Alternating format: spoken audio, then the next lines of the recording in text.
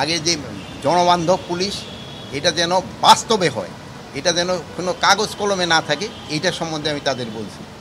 Plus এই থানা পর্যায়ে যে লোকজন যে অনেক সময় তারা বিভিন্ন কাজের জন্য গিয়া তারা কিন্তু অনেক সময় তাদের যে সমস্যাটা ওইটা সমাধান করতে পারে না, বাট সব সময় সমাধান সম্ভবও নয়। বাট তাদের যেন একটা পেশেন্ট হিয়ারিং দেওয়া হয়, তাদের কাজগুলি কিভাবে সমস্যা করা যায় ওইটা বলা হয়েছে। ট্রাফিকের যে একটা সমস্যা আছে হচ্ছে, এই ট্রাফিকটা আমাদের কিভাবে উন্নত করা যায় এটার ক্ষেত্রে বলা হয়েছে। চাঁদাবাজি কিভাবে বন্ধ করা যায় এটার সম্বন্ধে বলা হয়েছে।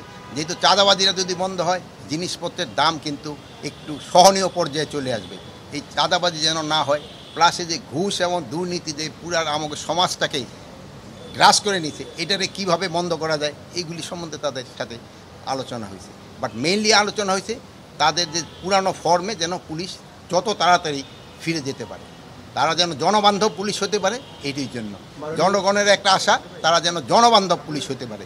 আর আমারও একটা আশা, এবং আপনাদেরও মনে হয় সবাই আশা, একটা জনবান্ধব পুলিশের জন্য। আপনাদেরকে আমি একটা অনুরোধ করব, আগে পুলিশ কিন্তু মামলা দিত। এই সময়ে কোনো পুলিশ একটা মামলা দিয়েছে?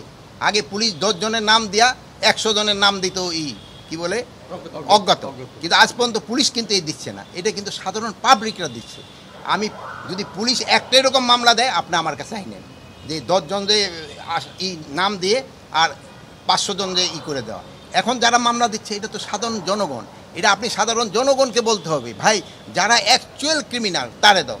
কালকে আমার কাছে একজন আসছিল, দুইটা এসে বলে স্যার আমাদের যে অরিজিনাল যেই তারা আমরা 11 না। আমি বলি কেন? তারা তো 1 নম্বরে দিবেন।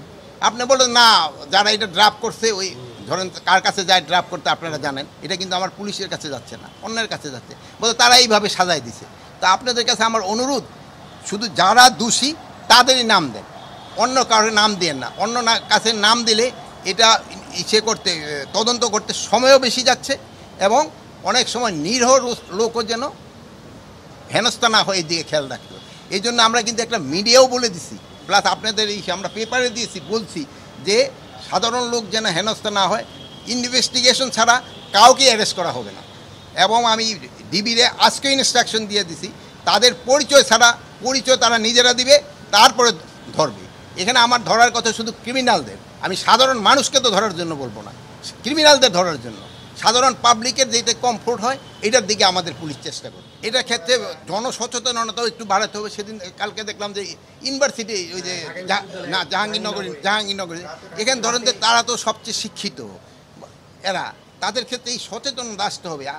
মানে হয় একজন অন্যায় করলে তারা আইনের হাতে সোপর্দ করেন, কিন্তু এই আইন তো আপনার হাতে তুলে নেওয়ার কারো কিন্তু অধিকার নেই, আইনের হাতে তাকে সোপর্দ করতে হবে। এটার ক্ষেত্রে আপনারাও একটু আমাদের সাথে কাজ করতে পারেন, জনসচেতনতা বৃদ্ধি করতে হবে, যেটা ইনোসেন্ট লোক যেন কোনো অবস্থায় কোনো হেনস্থা না হয়।